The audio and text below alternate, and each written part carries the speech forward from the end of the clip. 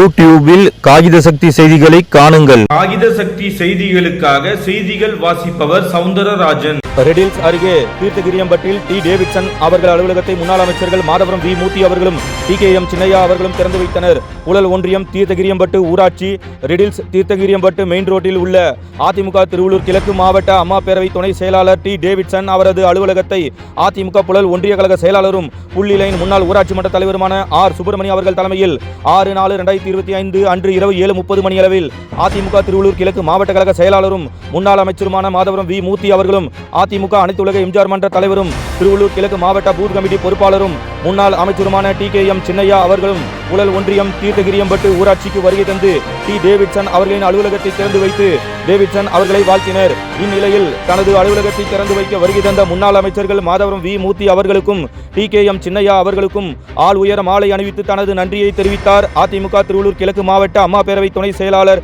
D Davidson அவர்கள். அது சமயம் மாவட்டம், ஒன்றியம், ஊராட்சி கிளைக்கழக நிர்வாகிகள், பிற அணி நிர்வாகிகள் ஆகியோர் கலந்து கொண்டு முன்னாள் அமைச்சர்கள் மாதவரம் வி மூர்த்தி அவர்களுக்கும் TKM சின்னையா அவர்களுக்கும் உற்சாக வரவேற்பு வழங்கினர்.